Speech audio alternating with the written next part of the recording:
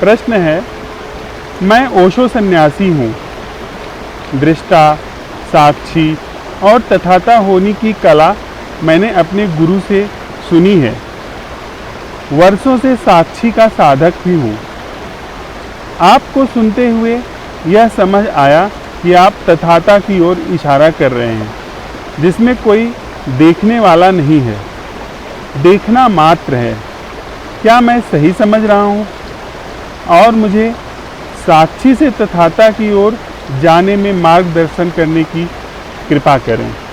सबसे पहली बात, साक्षी, तथाता या उससे पहले दृष्टा, यदि यह पूरी संरचना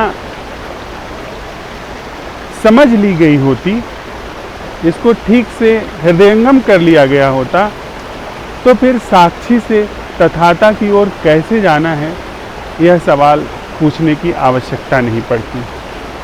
कहीं न कहीं चूक हुई है। न तो ठीक से दृष्टा को समझा गया है, न साक्षी को, न तथाता को। इसलिए इस पूरी संरचना को एक तरफ रखने की ज़रूरत है।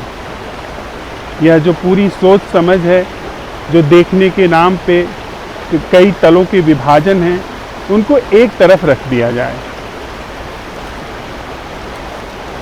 और बिल्कुल नए सिरे से, बिल्कुल नए ढंग से, इस तरह से हम इस देखने की पूरी संरचना में प्रवेश करें, जैसे कि हम पहली बार इस संरचना को समझने के लिए आगे बढ़ रहे हैं।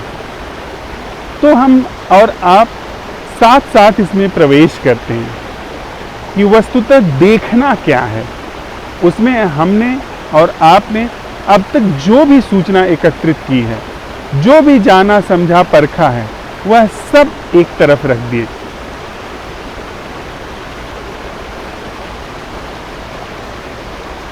सबसे पहले इस पर विचार हम कर लें, इसको साथ साथ हम लोग समझते हुए चलें कि आखिर देखने की आवश्यकता क्या है। तो यह बात साफ समझ में आती है कि जीवन जैसा है वह अपरीक्षित है, उसका ठीक से परीक्षण नहीं हुआ है। इसलिए उसमें जो भी दुख है, जो भी सुख है, उनकी वैधता क्या है, उनकी गहराई क्या है, उनकी वास्तविकता क्या है, क्या वे कृत्रिम हैं या वे वास्तविक हैं, वे जीवंत हैं। इसकी अगर हमने जांच परख नहीं की है, स्वयं इसका अवलोकन करके इसकी जड़ों तक हमने नहीं पता लगाया है, तब तक यह जीवन एक अनार्की है, एक अराजकता है, जिसमें दुख भी है, सुख भी है, न दुख की गहराई का कोई अंत है और न ही सुख के पीछे भागने का कोई अंत है। तो इसलिए सीधी सी बात समझ में आती है कि इसका थोड़ा पहले परीक्षण कर लिया जाए, इसका सत्यापन कर लिया जाए अपनी आँखों से, न कि किसी के सुझाव से, न ही किसी की शिक्षा से। स्वयं हम आप साथ साथ चलते हुए इसका परीक्षण कर लें, अवलोकन कर लें। फिर जब हम साथ साथ आगे बढ़ते हैं तो बात यह आती है कि देखने का अर्थ क्या है। आप इस झरने को देख रहे हैं, जिस चीज का नाम झरना है वह झरना शब्द नहीं है। वह जो जल का प्रवाह है, जल की जो कलकल है, पीछे जो हिमालय है, जो उसकी बर्फ से ढकी हुई चोटियां हैं, वह यह सब नाम नहीं है जिसका हम अभी दोहराव कर रहे हैं। फिर इनका देखना क्या है? क्या इनको जो यह आसपास है, जो हमारे आंखों के सामने नजर आता है, इसको बिना नाम दिए, इसको बिना शब्द दिए, बिना किसी पूर्व स्मृति के क्या इसे देखा जा सकता है? बिना नाम दिए। नाम हमने आपने दिया है। जो इसके बारे में जानकारी है कि ये झरना पहाड़ से सीधे उतर रहा है, इसका पानी स्वच्छ है, या स्वच्छ नहीं है, इसकी जो कलकल धारा है वह किसी वाद्य यंत्र से मेल खाती है। यह सारी की सारी सूचनाएं हैं, ये सारी की सारी स्मृतियां हैं जो ज्ञान है, ज्ञान के रूप में, विचार के रूप में हमारे सामने आती हैं। यदि हम उनका प्रयोग न करें तो यहाँ पे जो भी कुछ चीज़ है उसको देखना क्या है, तो हम आप पाएंगे कि वहाँ पे देखना मात्र है और देखने वाले के रूप में न कोई शब्द है न ही कोई विचार है। तो यह जो विचार हैं, शब्द हैं, ये सब देखने वाले का निर्माण कर देते हैं। देखने वाले के रूप में ये जो भी चीज़ हमारे आसपास है वह विचारों और शब्दों, छवियों, ख्यालों के रूप में प्रकट हो जाती है। यानी वह स्पष्ट रूप से हम लोग यह देख पा रहे हैं कि देखने वाला शब्दों, छायाओं, प्रतिछवियों का एक मिला जुला गठजोड़ है। अब हम थोड़ा भीतर आते हैं। बाहर की प्रकृति को देखना थोड़ा सा अपेक्षाकृत रूप से सरल है, लेकिन जब खुद को परखने की बात आती है, खुद को देखने की बात आती है, तो उसमें देखने का अर्थ क्या है, देखने का अभिप्राय क्या है। वहाँ पर हमने जो अपने गुरुओं से सीखा है, जो पुस्तकों से सीखा है, जो विधियों के माध्यम से सीखा है, जो विभाजन के माध्यम से सीखा है, दृष्टा, साक्षी, तथाता वगैरह वगैरह, उन सारी चीज़ों को अगर हम एक तरफ रख दें तो इस मैं की संरचना का, इस जीवन का जिसे मैं जी रहा हूँ, इसको देखने का अर्थ क्या है। एक छोटा सा हम लोग दृष्टांत ले लेते हैं, उससे थोड़ा बात स्पष्ट रूप से समझ में आएगी कि स्वयं को देखने का अर्थ क्या है। तब जबकि हम किसी भी तरह से दूसरे के द्वारा दी गई सूचनाएं, दूसरे के द्वारा दिए गए विचारों को या उन विचारों की सरणी को अगर हम स्वीकृति नहीं दे रहे हैं, यानी दूसरे के विचारों की स्वीकृति, दूसरे के विचारों की सरणी को स्वीकृति देने का अर्थ है कि सबसे पहले वो सारी की सारी सरणी हमारे भीतर विचार क्षेत्र में प्रवेश करेगी और इसके बाद हमारा अवलोकन उस विचार के द्वारा प्रेरित होगा, निर्देशित होगा। तो अगर हम विचार संस्था को अवलोकन में प्रवेश नहीं दे रहे हैं, सीधे अवलोकन कर रहे हैं, तो जाहिर सी बात है कि दूसरे के द्वारा दिया गया ज्ञान वह चाहे कितना ही सटीक क्यों न हो, लेकिन वह आदान प्रदान में ही दोषपूर्ण हो जा रहा है। हो सकता है कि दूसरे ने इस चीज़ को भली भांति देख करके हमको दिया है, हमको बताया है, लेकिन उस बताने की प्रक्रिया में ही जो विचार संप्रेषित हो रहे हैं, वो विचार सीधे मेरे विचार क्षेत्र में प्रवेश कर रहे हैं, न कि वो विचार मेरे अवलोकन क्षेत्र में प्रवेश कर रहे हैं। विचार को रिसीव करने के लिए, दूसरे के संदेश को रिसीव करने के लिए, चाहे वो पुस्तकों के माध्यम से हो, गुरु के माध्यम से हो या विधि के माध्यम से हो, अनिवार्य रूप से मुझे विचार की जो सोच विचार की जो फैकल्टी है उसका सहारा लेना पड़ेगा। बिना उसके मुझे समझ में नहीं आएगा कि वो कह क्या रहे हैं। इसलिए बाहर की सारी संस्थाओं को हमने एक तरफ रख दिया और अब हम बात कर रहे हैं कि यह जो मैं है, इसको परखने का, यानी इसको देखने का, इसको समझने के लिए इसको देखने का अर्थ क्या है। हम आप सुने होंगे एक चकमक पत्थर के बारे में। चकमक पत्थर एक ऐसा पत्थर होता है जो कि पुराने समय में आग जलाने के काम में लाया जाता था। वे हमारे पूर्वज दो पत्थरों को आसपास ला करके रखते थे और उसके बीच में थोड़ी सी सूखी घास रख देते थे और दूसरा पत्थर पहले पत्थर पे चोट मारा जाता था, उसको उस पर टक्कर मारी जाती थी और उससे चिंगारी निकलती थी। वह चिंगारी सूखी घास में प्रवेश करके और उसको सुलगा देती थी, उसको जला देती थी और वहाँ से आग हाथ में मिल जाती थी। फिर हम उस आग को उपयोग में लाते थे। अगर हम वह चिंगारी उस पत्थर में खोजने जाएं, वह चिंगारी कहीं नहीं मिलेगी। उस पत्थर को हम घिसें, नहीं मिलेगी। उस पत्थर को हम उबालें, नहीं मिलेगी। उस पत्थर को हम काटें, नहीं मिलेगी। वह चिंगारी जो भी हम कुछ कर लें, नहीं मिलेगी। उस पत्थर को हम ले जाकर अपने घर में सजा करके रख लें, उसका पूजन अर्चन करने लगेंगे, नहीं मिलेगी। उस पत्थर को हम रोज अर्घ्य देने लगें, चिंगारी नहीं मिलेगी। वह चिंगारी उसी के भीतर है, लेकिन वह खोजने हम जाएं, उसको पीस पीस करके उसका रेत बना दें उस पत्थर को, चिंगारी कहीं नहीं मिलेगी। लेकिन वह पत्थर अपनी संरचना में ही उस चिंगारी को लिए हुए है।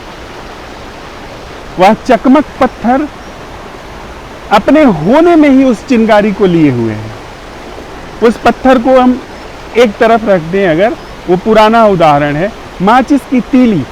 माचिस की तीली में जो ऊपर मसाला लगा हुआ है, वह मसाला आप कुछ भी कर लें, उसको आप उस मसाले की पूजा करें, उस मसाले की अर्चना करें, उस मसाले को आप जो मर्जी आए सो कर लें, उसको काटें, उसको पीसें, कुछ नहीं होगा।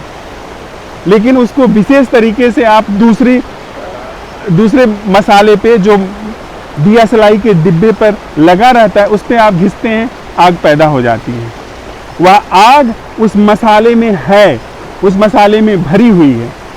अब वह आग, वह जो मसाला है दिया सलाई का, उसको वह आग जाननी हो तो वह किस कोण से जानेगा?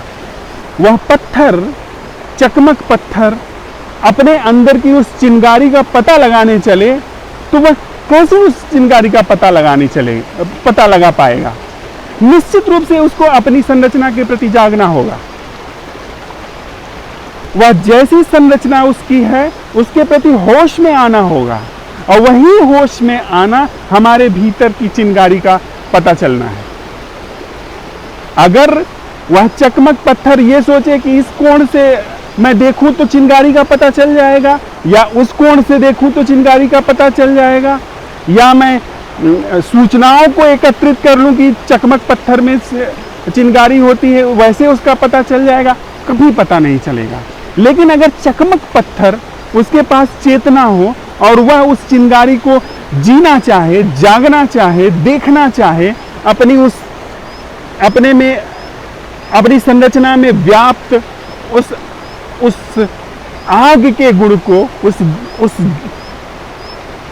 गर्मी के गुण को, उस ज्वलनशीलता के गुण को यदि वह पता लगाना चाहे, सिर्फ उसको यह करना होगा कि वह अपने प्रति जाग जाए।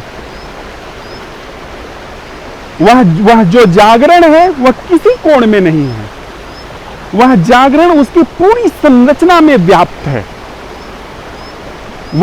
वह जो आग है, जैसे चकमक पत्थर में पूरी उसकी पत्थर होने में व्याप्त है, उसी तरीके से हमारे अंदर वह जो जागरण की क्षमता है वह भली भांति व्याप्त है।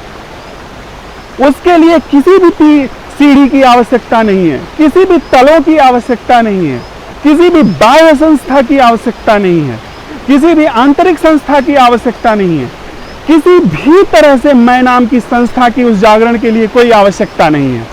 क्योंकि वह जो संभावना है जागरण की हमारे होने में, वह हमारे रोए रोए में वह व्याप्त है, वह हमारे शरीर की हर कोशिका में व्याप्त है, हमारे मन की हर लहर में व्याप्त है, हमारे अनुभूतियों की, हमारी भावनाओं की हर धड़कन में व्याप्त है, वह हमारी पूरे होने में व्याप्त है।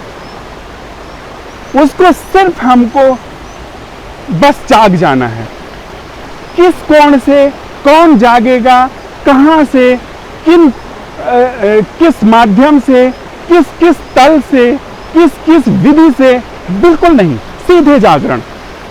मैं अभी यहाँ बैठे हुए अपनी पूरी संरचना के प्रति, शरीर के प्रति, मन के जो ख्याल हैं उनके प्रति, भावनाएं जो मेरे भीतर आ रही हैं उनके प्रति एक मुश्त जाग सकता हूं। उसके लिए मुझे अपने शरीर को अंगों अंगों में तोड़ना नहीं है, मुझे अपने शरीर को मन से अलग नहीं करना है, जो कि तथाकथित रूप से सारे ध्यान गुरु या ध्यान की पद्धतियां सिखाती हैं कि शरीर के प्रति जागिए, मन के प्रति जागिए, भावनाओं के प्रति जागिए। तोड़ने की कोई आवश्यकता नहीं है। समूचे अपने होने के प्रति बिना अपने मैं के जागरण संभव है, और वह जागरण सिर्फ इतनी सी घिसावट से संभव है, इतनी सी ठोकर से संभव है, जिसे हम आवाहन कहते हैं। आवाहन से सिर्फ इतना अर्थ है, जैसे एक चकमक पत्थर दूसरे चकमक पत्थर पर ठोकर मारता है, आवाहन है आग का। एक साथी दूसरे साथी के साथ चलता हुआ बस केवल ठोकर मारता है, हाथ हाथ में पकड़ लेता है, उतने में आवाहन है, उतने में जागरण संभव है। जागरण कहीं से न तो दूसरा पत्थर उस पत्थर को दे रहा है, न यह पत्थर कहीं और से लेकर के आ रहा है। वह जो चिंगारी है वह उस पत्थर में है, बस टक्कर लगने में उस चिंगारी का उदय हो जाना है। यदि हम आप साथ साथ चल रहे हैं तो हमारे आपके साथ साथ चलने में यह जो सवाल है, यह जो प्रश्न है कि क्या जागरण संभव है बिना विधि के, बिना किसी ख्याल के, बिना किसी माध्यम के, यह सवाल ही चोट मात्र है। और इसके लिए साथ साथ चलने वाले व्यक्ति की भी आवश्यकता नहीं है। व्यक्ति भी दोयम है। हम आप अकेले अपने प्रति सवाल उठा सकते हैं कि जागरण क्या है, व्हाट इज उपस्थिति, व्हाट इज अटेंडिंग, उपस्थिति मात्र क्या है। अगर मैं अपने से यह सवाल पूछता हूं कि उपस्थिति क्या है, जाहिर सी बात है मैं अपनी उपस्थिति के प्रति, मैं नहीं, यह पूरी संरचना उपस्थित हो जाएगी। शरीर उपस्थित है, बस जागना मात्र है। मन उपस्थित है, भावनाएं उपस्थित हैं, ये सब अलग अलग तलों के नाम हैं। उपस्थिति मात्र है, सवाल मात्र से उपस्थिति हो जाएगी, किसी माध्यम की कोई आवश्यकता नहीं है। तो जिस तरीके से चकमक पत्थर में चिंगारी है, चकमक पत्थर में आग है, दिया सलाई के ऊपर, दिया सलाई की तीली में जो मसाला लगा हुआ है उसमें आग है, उसी तरीके से हमारे अंदर वह जागरण अनुस्यूत है, वह जागरण पिरोया हुआ है। और हमें बस जो ठोकर मारनी है, जो चोट मारनी है, वह बस प्रश्न की ठोकर मारनी है। वह प्रश्न हम आप साथ साथ चलते चलते एक दूसरे के लिए भी कर सकते हैं, या हम स्वयं के प्रति यह सवाल उठा सकते हैं, क्या जागरण है? जो भी अभी कुछ है, मन जैसा है, शरीर जैसा है, जो भी अंदर से बाहर तक मेरा होना है, बिना उसको सही गलत ठहराए, सही गलत जब हम ठहराते हैं तब जो है जागरण को मुश्किल होती है। लेकिन अगर जागरण में रुचि है तो सही गलत ठहराने के प्रति भी जागरण हो सकता है। जागरण का जो सवाल है वह सूखी घास को भी जला सकता है, जैसे चकमक पत्थर सूखी घास को भी जला देता है, कागज को भी वो जला देगा, या किसी भी ज्वलनशील पदार्थ को वो जला देगा, सरकंडे को भी वो जला देगा। ठीक वैसे ही जागरण के लिए कोई भी चीज ऐसी नहीं है जिसके प्रति हम जागृत नहीं हो सकते हैं। अपनी हमारी चाहे जैसी संरचना हो, उसके प्रति सीधे जागरण संभव है, मात्र सवाल उठाने से।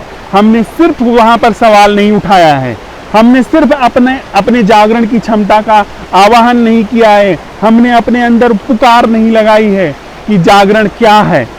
और जैसे ही हम ये सवाल उठाते हैं, क्या उपस्थिति है, क्या जागरण है, इतने सवाल मात्र से जागरण वहां पाया जाता है। हम लाते नहीं है, वहां पाया जाता है। टक्कर लगती है चकमक पत्थर की एक दूसरे से, वहां पे चिंगारी पाई जाती है, आग पाई जाती है। उस सवाल उठता है क्या जागरण है, वहां जागरण पाया जाता है। जागरण में किसी भी बाह्य संस्था की, आंतरिक संस्था की कोई भी आवश्यकता नहीं है।